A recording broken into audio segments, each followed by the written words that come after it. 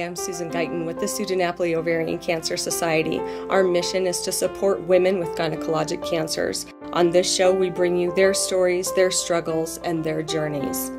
Welcome to my story, Living with Cancer. Hi, I'm Susan with the Dinapoli Ovarian Cancer Society.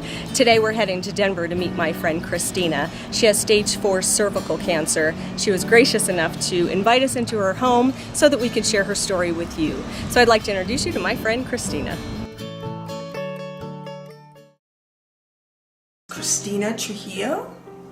I am stage 4B cervical cancer. I have it in my hip, my lung, my lymph node, and it's starting to spread to my bladder. I had moved to Colorado to be closer to my children, and in February I got diagnosed with septicemia. I was sick for 8 weeks. I knew that there was something wrong, so I decided to pursue finding out exactly what was wrong, and it led me to find out I've had a very advanced case of cancer. I would be savable. I would survive this had I had got my yearly well check and pap smears. Women don't have to pass away from this. By the time you get symptoms of cervical cancer, you're already advanced. So getting yearly checkups every year is highly important. I do understand, from what I understand, it's every 3 years. Involves a HPV test, but it is so important to take that time to check your health, especially if you can get it early, you don't have to die. Well, I was born in Utah, Salt Lake City, Utah.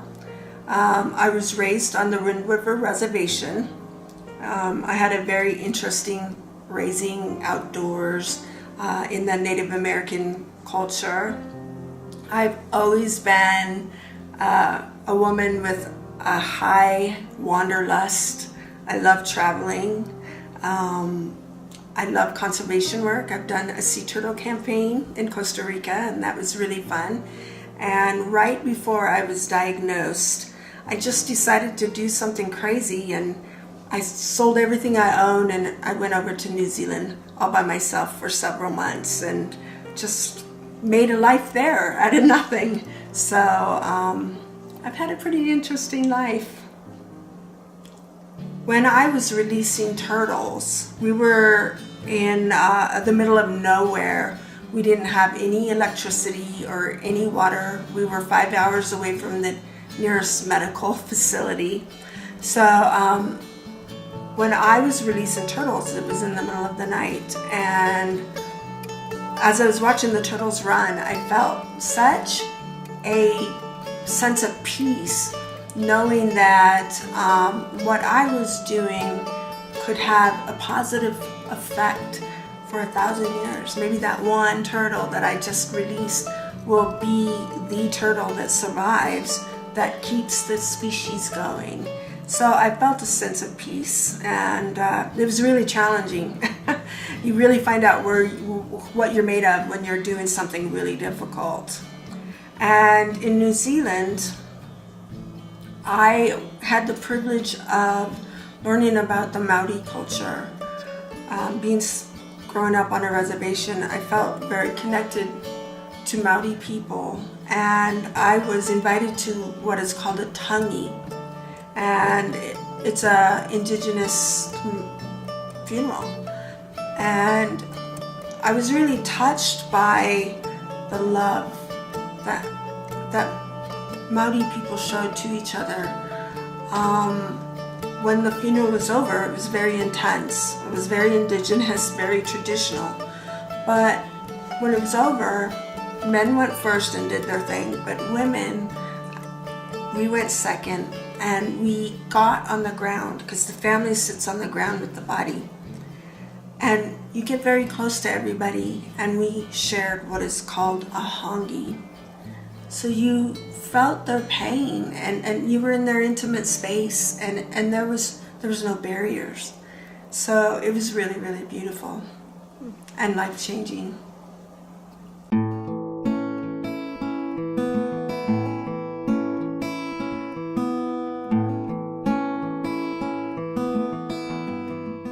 My first thought was, how in the world am I going to financially get through this? Because I knew that I was very seriously sick, so I knew that working wasn't an option for me. My second thought was, how am I going to tell my kids?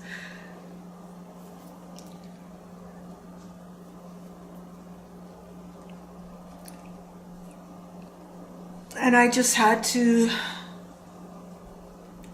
accept that this was going to be a big challenge. And I made the decision that I was going to handle it as gracefully as I could. I wasn't going to be a complainer. I was going to take everything that I could and try to add as much value to other women so they don't have to be where I am now. I don't remember exactly how I told my kids. I think I was in a shock. And I think my kids went in a really deep denial. It's just now that I'm in hospice that it's starting to get in their minds that this is real. So they didn't take it badly, they just didn't take it. They just didn't want to believe that Mom's dying. The hardest part of getting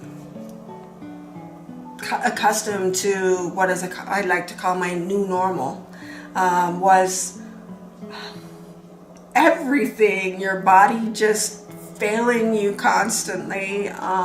The chemotherapy, I was doing chemotherapy once every 3 weeks for, at first, 10 hours.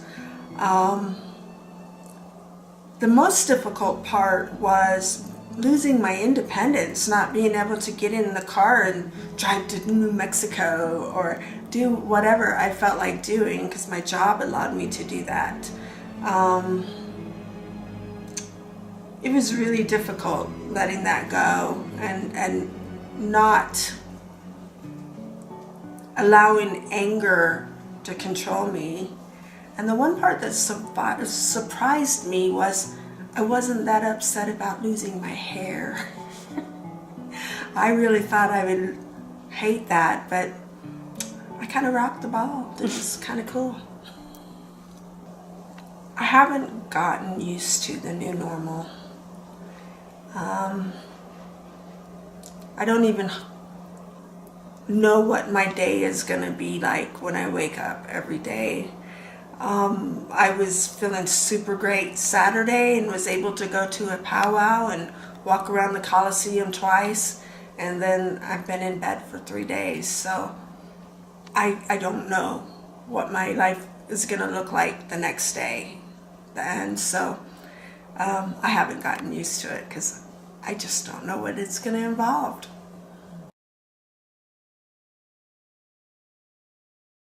I was in transition at the time, and the help that I got was Susan Dinapoli. Sue Dinapoli Foundation came in at literally the 11th hour. But I did find out that there is not a lot of help out there for women who are in transition, meaning I didn't come to Colorado to live here. I just came here to stay here until my daughter graduated. So I didn't lay down any roots. And it really got me thinking that there's terminally ill people out there who have nowhere to go and nowhere to be sick. And that's really bothered me. But I've had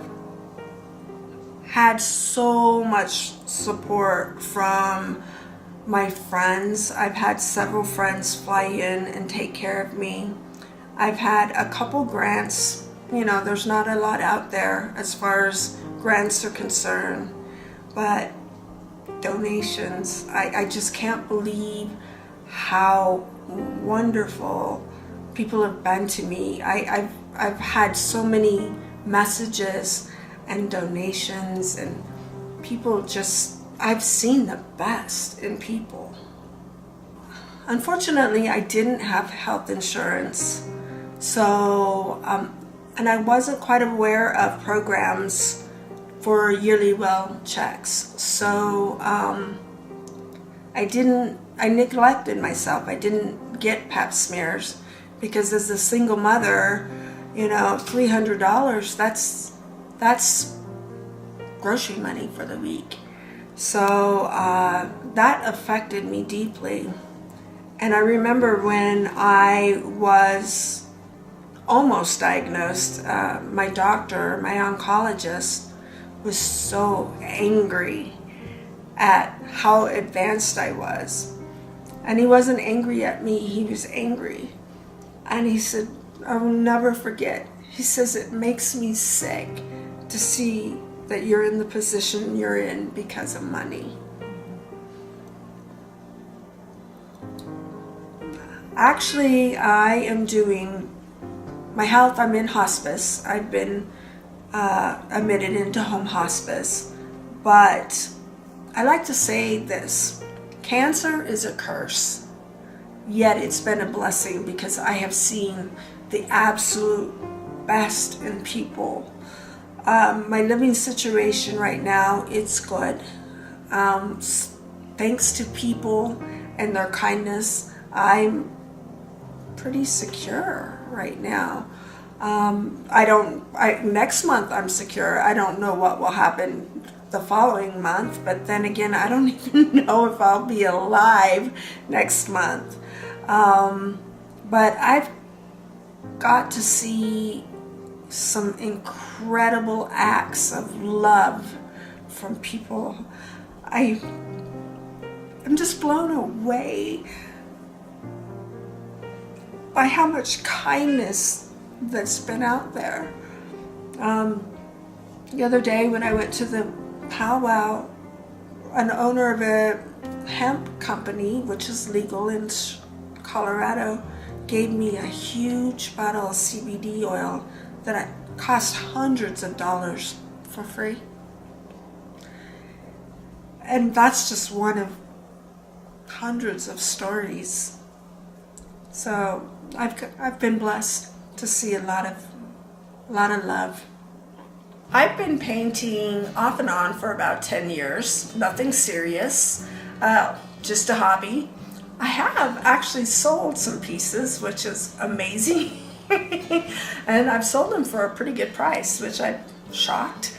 I love the color blue. I don't know what it is about blue. It just really resonates with me. And painting's been my therapy. I've been through a lot in life, and it's been my escape. It's been, you know, a lot cheaper than a therapist sometimes. But I passionately love painting. I haven't painted in a long time due to traveling and being sick, but I encourage anybody who has that desire to do it, go for it.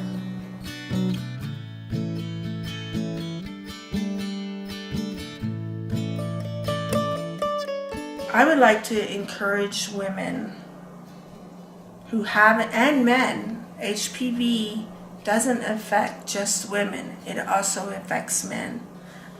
I would like for people to really stop and appreciate how fortunate they are to have a healthy body. Because if you don't take care of it right, it becomes a prison. I hate to say that. I would also like for women to get checked.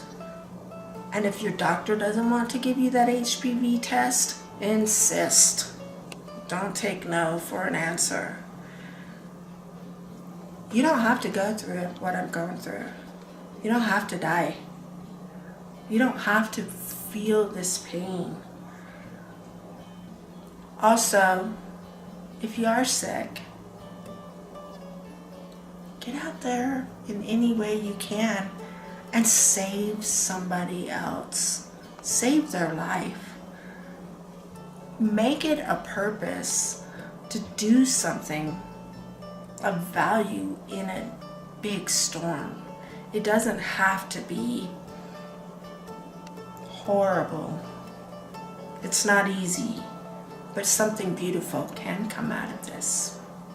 But what would I like to be remembered for? I would love to be remembered to be a warrior, for people who are the underdog. I'd like to be remembered for being brave and being graceful. But more so, I want to inspire people. If there's a person out there who wants to write a book, write it. Or if you want to travel the world, do it. If you want to, be an activist, do it. Don't let anything stand in your way. Money's replaceable. Time and memory is not. And the main thing is we all die. But we can make a choice of dying with regrets or looking back and going, damn, that's a really cool life. We're so grateful to Kristina for sharing her powerful story today.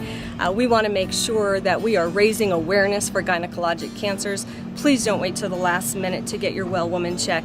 Schedule your appointment today. Thank you so much for watching. For more information about the Dinapoli Ovarian Cancer Society, follow the information at the bottom of the screen.